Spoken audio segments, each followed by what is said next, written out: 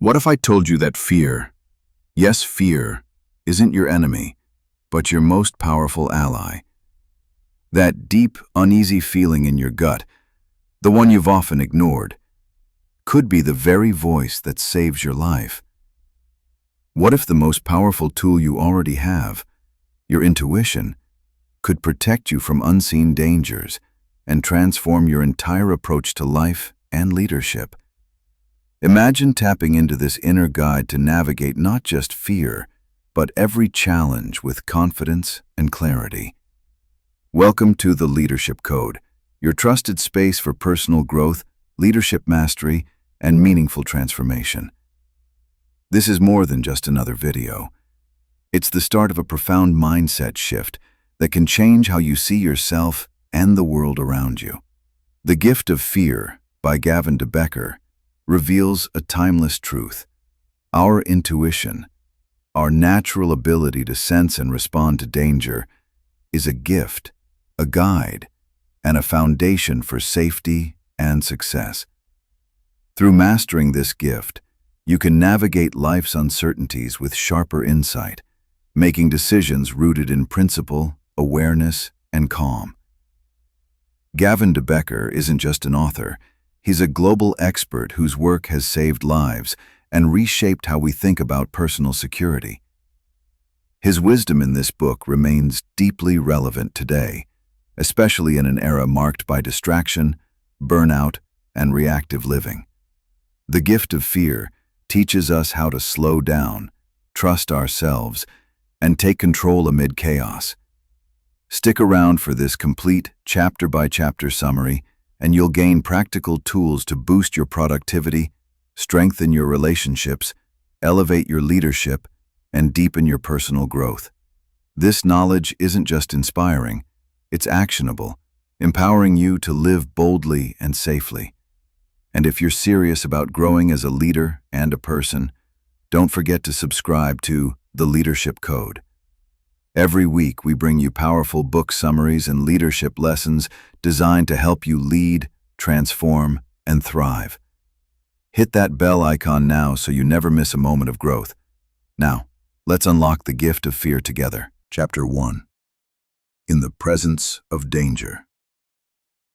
The opening chapter introduces a powerful truth. Danger is all around us, but our bodies and minds are naturally wired to sense it, even before we consciously realize it. Gavin De Becker explains how our intuition is an early warning system that alerts us to subtle cues and signals when something or someone poses a threat. Key ideas. Intuition as a gift. Our subconscious mind picks up on danger faster than our conscious mind can process. This gift of fear is an automatic, survival-based response designed to keep us safe. Listening to fear. Instead of ignoring or suppressing fear, De Becker emphasizes the importance of trusting it as valuable information. Fear, when understood correctly, is not a weakness, but a protective signal. Examples of early warning. The chapter shares stories where individuals sensed danger in subtle ways, body language, tone of voice, or atmosphere, and how paying attention saved their lives. The cost of ignoring fear. Ignoring or dismissing these instincts can lead to vulnerability and harm, making it crucial to recognize and act on them appropriately. Valuable lessons. Fear is an internal alarm system, not an enemy. Trusting your gut feelings can prevent disaster. Becoming aware of subtle signs in others can give you the critical time needed to respond. Developing this awareness is a key step toward personal safety and empowerment. Curious question to lead into the next chapter. If fear is truly a gift, how can we distinguish between real danger signals and the noise of unnecessary worry? Chapter 2. The Technology of Intuition.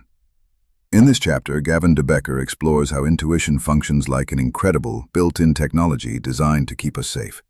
He breaks down the complex, unconscious processes that help us instantly read people and situations, even before we fully understand why. Key ideas. How intuition works. Our brain continuously collects and processes countless subtle signals, body language, facial expressions, tone, and more. without us even realizing it. This unconscious analysis helps form a gut feeling that guides our decisions. The unconscious mind as a supercomputer. De Becker compares intuition to a high-tech system running in the background, interpreting data that our conscious mind can't catch in real time. Examples of intuitive insight. The chapter shares stories where people avoided danger by trusting vague feelings of discomfort or unease, even when logical reasons weren't immediately clear. Why we sometimes ignore intuition. Despite its power, many dismiss these feelings because modern life encourages rational thinking and skepticism, often at the expense of trusting instinct. Valuable lessons. Intuition is a natural, reliable technology everyone has. Trusting your gut feeling can be a lifesaver, even when you can't explain why. Learning to recognize and respect these signals improves your safety and decision-making. The key is balancing rational thought with intuitive insight, not rejecting either. Curious question to lead into the next chapter. If intuition is such a powerful tool, what happens when fear and intuition get confused, and how can we tell the difference? Chapter 3. The Academy of Prediction.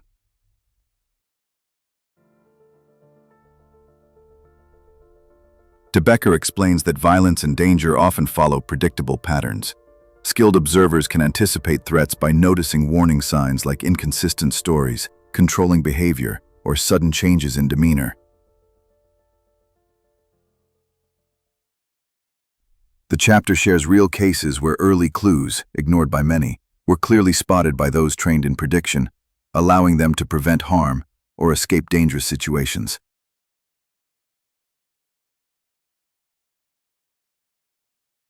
The author emphasizes that prediction isn't about guessing randomly, but about careful observation, understanding human behavior, and trusting your instincts. By anticipating danger early, we gain time and options to protect ourselves, reducing fear and increasing control. Valuable lessons. Danger rarely strikes without warning. There are usually clues if we pay attention. Learning to read people and situations sharpens your ability to predict and avoid harm. Trust your instincts when you notice inconsistencies or warning signs. Prediction is a skill anyone can develop through awareness and practice. Chapter 4. Survival Signals. This chapter focuses on the subtle but powerful signals that our brains and bodies send us to alert us to danger. Gavin De Becker calls these survival signals, the quiet warnings that help us detect threats before they become overt.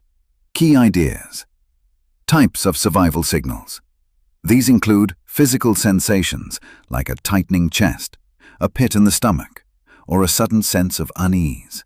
They also come as observations, unusual behavior, inconsistency, or something off about a person or situation.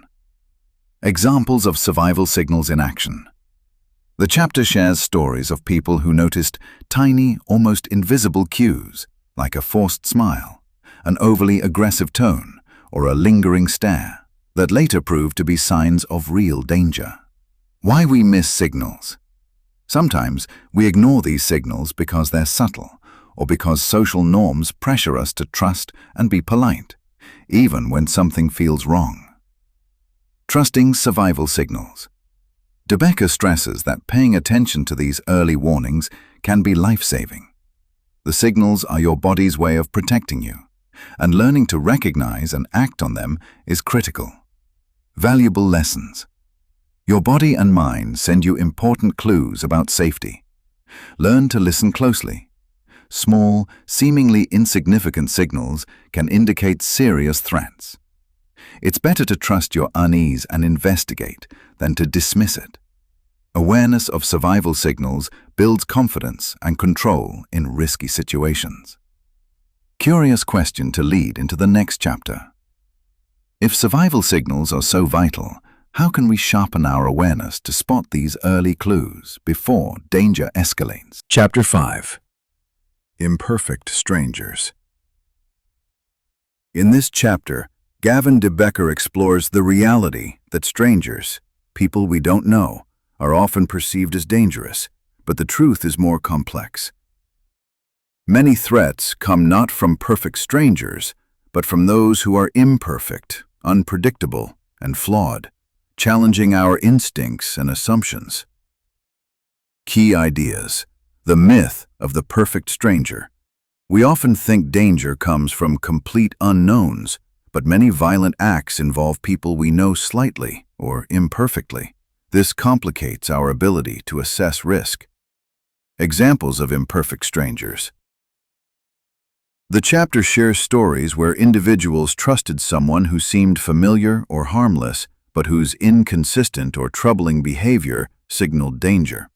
The danger of assumptions. De Becker warns against relying on stereotypes or assumptions. Danger can come in many forms, and even those who seem normal can pose threats. Learning to read imperfect strangers. The key is to observe behavior carefully, notice inconsistencies, and trust your instincts rather than labels or first impressions. Valuable lessons. Danger isn't always obvious or tied to complete strangers. Trust your gut feelings about people, especially when behavior seems off or inconsistent. Stay alert to subtle warning signs, even from those you think you know. Developing keen observation skills helps protect you from unexpected threats. Curious question to lead into the next chapter. If danger can come from imperfect strangers and those we think we know, how can we recognize the real threats hidden beneath the surface? Chapter 6. High-stakes predictions. In this chapter, Gavin De Becker delves into situations where the consequences of ignoring danger signals are incredibly severe, where the stakes are literally life or death. He emphasizes how critical it is to recognize warning signs early and act decisively to prevent disaster. Key ideas. Understanding high stakes. Some situations carry far greater risk, such as domestic violence, stalking, or threats to public figures. The margin for error is small, and the cost of ignoring intuition can be catastrophic. Examples of high-stakes predictions. The chapter shares real stories where early signs, like obsessive behavior, escalating threats, or controlling tendencies, were overlooked with tragic outcomes, illustrating the importance of heeding these warnings. The role of intuition. De Becker highlights how intuition is especially crucial in these scenarios, often sensing danger before any explicit threat is made. Importance of taking action.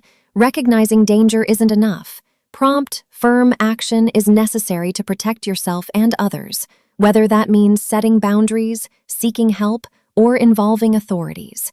Valuable lessons. High-stakes situations demand heightened awareness and responsiveness.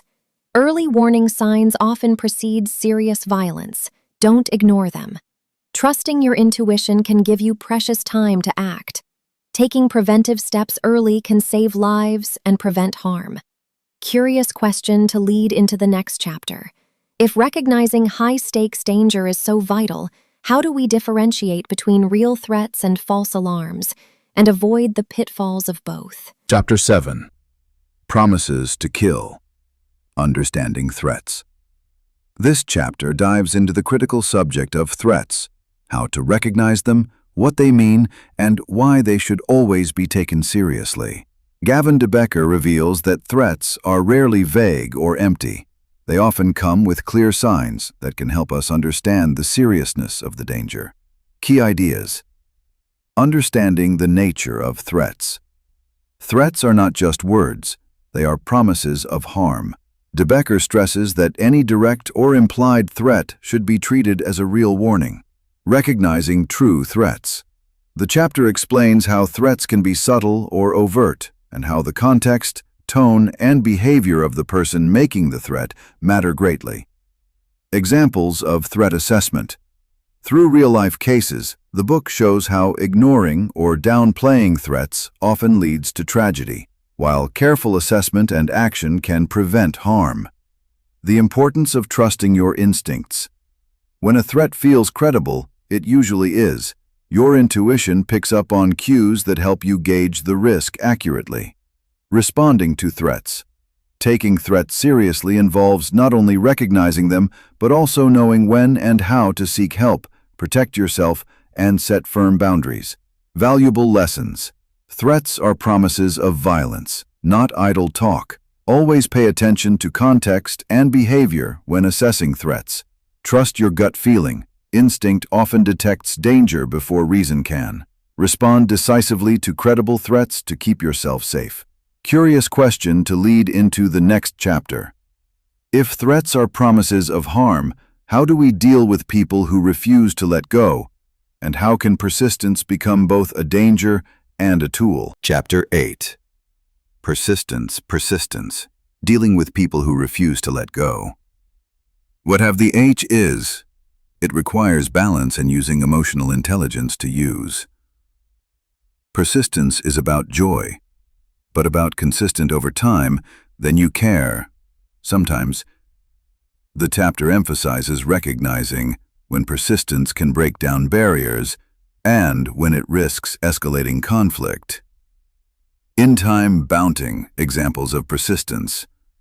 The book shares stories of leaders and negotiators who succeeded not by overpowering others, but by patiently staying engaged, listening, and adapting their approach until breakthroughs happened. Persistence is powerful, but can exhaust you if unchecked. The chapter advises knowing when to step back, recharge, or change tactics. Persistence works best when it's strategic, not blind. Listening deeply can open doors that force cannot. Sometimes, the greatest power lies in persistence combined with kindness. Knowing when to let go is as important as knowing when to persist. If persistence can break down walls, how do you know when persistence becomes resistance, and how can you turn that resistance into a powerful force for positive change? Chapter 9. Occupational hazards. Violence in the workplace. This chapter addresses a serious but often overlooked issue, violence in the workplace. It explores how danger isn't limited to physical hazards, but also includes threats from people, whether coworkers, customers, or strangers, and how these risks can deeply impact safety and morale. Key ideas. Recognizing workplace violence. Violence can take many forms, from verbal abuse and intimidation to physical attacks. The chapter stresses awareness of early warning signs, such as escalating anger or threatening behavior. Common risk factors. High-stress environments, jobs involving money or valuables, working alone, or late hours can increase the risk of violence. Understanding these factors helps in preparing and protecting oneself. Important examples. The book shares real-life stories of workplace violence incidents, illustrating how quickly situations can escalate and the importance of quick, calm responses. Prevention strategies. Prevention is key. This includes effective communication, de-escalation techniques, workplace policies, and training to handle confrontations safely. Support systems. After an incident, emotional and psychological support for victims and teams is crucial for recovery and maintaining a safe environment. Valuable lessons. Workplace violence isn't inevitable. It can be minimized with vigilance and preparation. Early detection and intervention can prevent harm. A culture of respect and open communication reduces conflict. Personal safety awareness and knowing how to respond calmly are essential skills. If we can recognize and prepare for violence, what mindset and habits must we develop to protect ourselves before danger even appears? Chapter 10. Intimate enemies. Domestic violence. This chapter sheds light on the painful and complex reality of domestic violence, how it often hides behind closed doors and involves people we love or once trusted. Gavin De Becker explores the unique dangers posed by intimate enemies and explains why recognizing warning signs early is crucial for survival. Key ideas. The nature of domestic violence. Violence from someone close is often more dangerous because of the emotional ties, the history shared, and the difficulty victims face in leaving or seeking help. Patterns of abuse. The chapter outlines common behaviors, controlling actions, threats, jealousy, and escalating violence that often precede serious harm. Examples of intimate danger. Through true stories, De Becker illustrates how victims often ignore or minimize early warning signs, which can lead to tragic outcomes. The role of intuition and fear. Victims often feel a deep, instinctive fear before violence escalates. Trusting this fear can be life-saving. Seeking help and safety. The chapter emphasizes the importance of taking threats seriously, having a safety plan, and reaching out for support, whether from friends, professionals, or law enforcement. Valuable lessons. Domestic violence is a hidden but very real threat that requires vigilance. Emotional closeness does not eliminate danger. In fact, it can increase it. Trusting your intuition and fear signals can protect you from harm. Getting help and having a plan are critical steps towards safety and recovery. Curious question to lead into the next chapter. If danger can come from those closest to us, how do we protect ourselves when the threat isn't from strangers but from people we once trusted? Chapter 11. I was trying to let him down easy. Date stalking. This chapter shines a light on the unsettling reality of date stalking. When someone refuses to accept rejection and crosses boundaries after a date or romantic interest ends. The author explores the emotional complexity and the dangers involved when polite rejection is met with persistence that turns into stalking behavior. Key ideas. Understanding date stalking. The chapter explains how what might start as harmless persistence can escalate into unwanted surveillance, harassment, or emotional manipulation. The difficulty of saying no. Often, people try to let someone down easy to avoid confrontation, which can unintentionally encourage stalkers to persist. Real-life examples. The book shares accounts of victims who faced escalating behavior, texts, showing up uninvited, or monitoring social media, highlighting how quickly situations can become threatening. Setting clear boundaries. It emphasizes the importance of firm, clear communication and understanding that politeness should never come at the cost of personal safety. Seeking help. Victims are encouraged to reach out for support, whether from friends, authorities, or counseling, to protect themselves and regain control. Valuable lessons. Politeness doesn't mean tolerance of unsafe behavior. Clear boundaries and assertive communication are crucial. Recognizing the signs early can prevent escalation. Safety comes first. Never hesitate to seek help. Curious question to lead into the next chapter. When politeness fails and boundaries are crossed, what practical steps can you take to protect yourself and regain control in the face of stalking? Chapter 12. Fear of children. Violent children. This chapter addresses a sensitive and challenging topic, the reality of violence among children and the fear it can cause in adults. It explores why some children may exhibit violent behavior and how adults can respond to protect themselves while also understanding the root causes. Key ideas. Understanding violent behavior in children.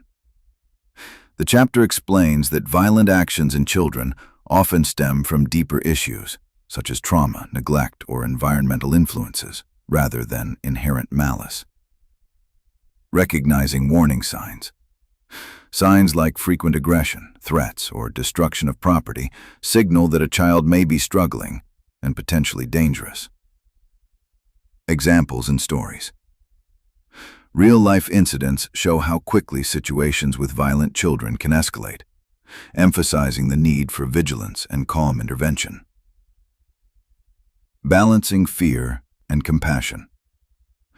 Adults are encouraged to protect themselves, but also to approach the child's behavior with empathy, seeking help from professionals when needed. Strategies for safety.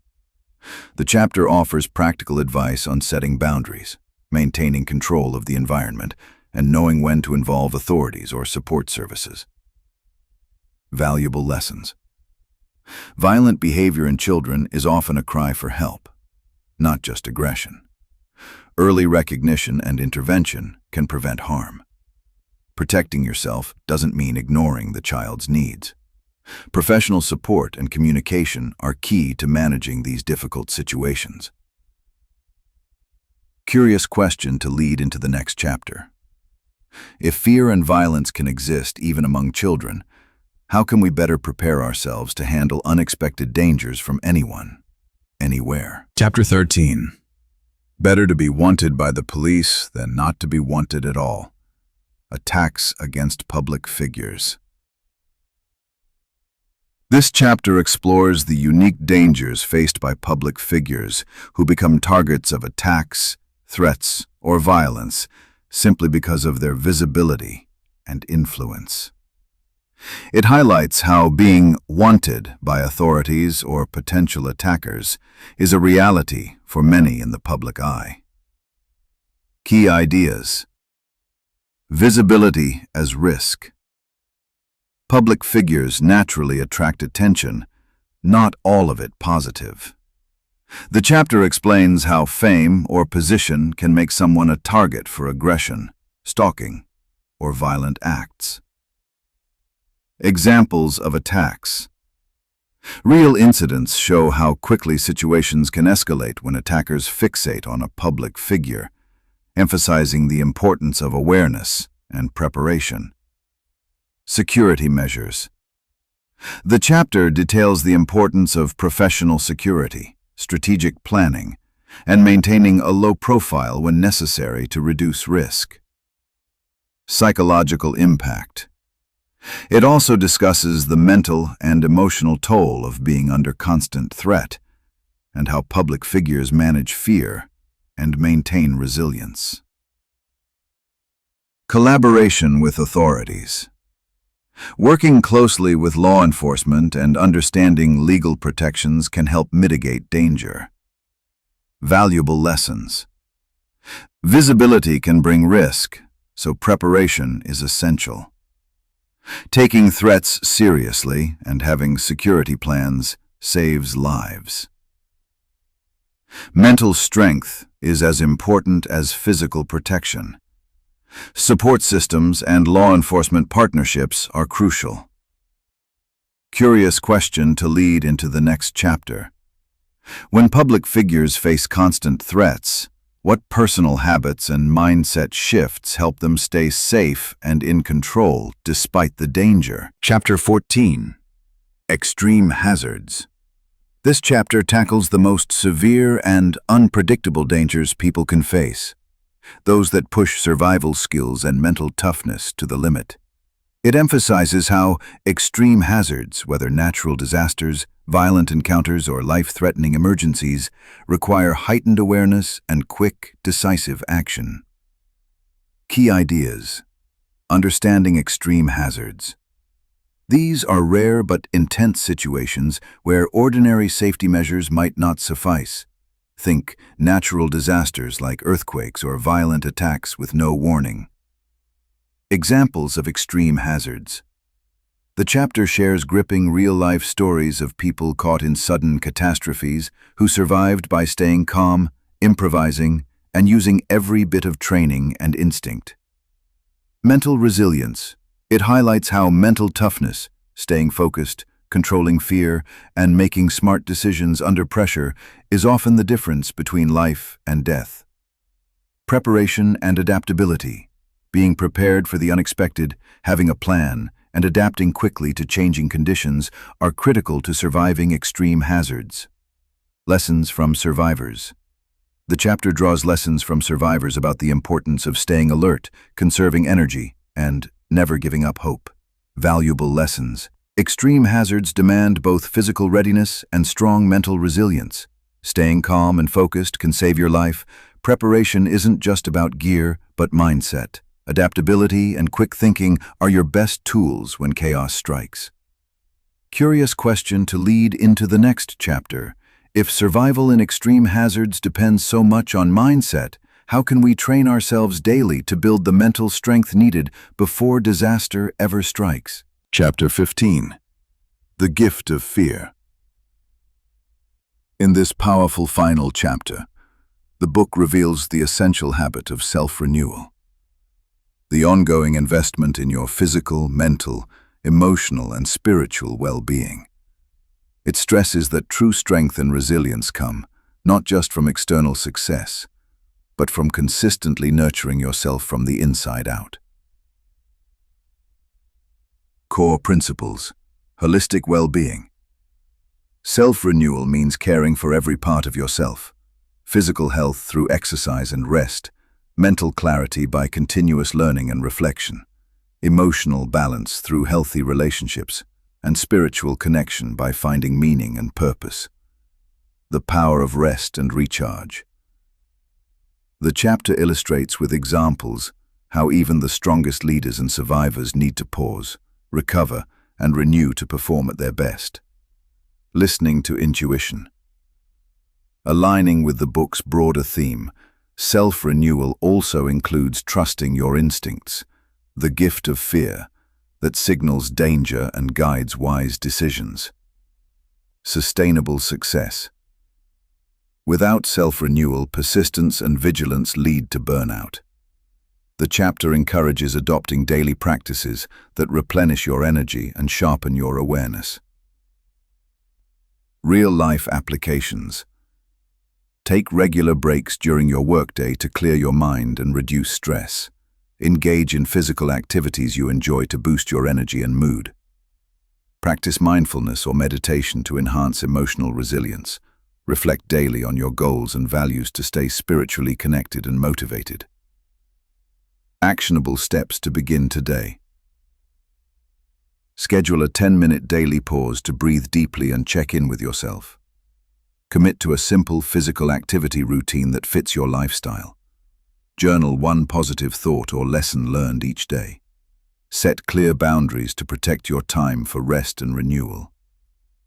By embracing self-renewal, you create a foundation of strength that empowers you to face challenges confidently and lead with clarity and compassion.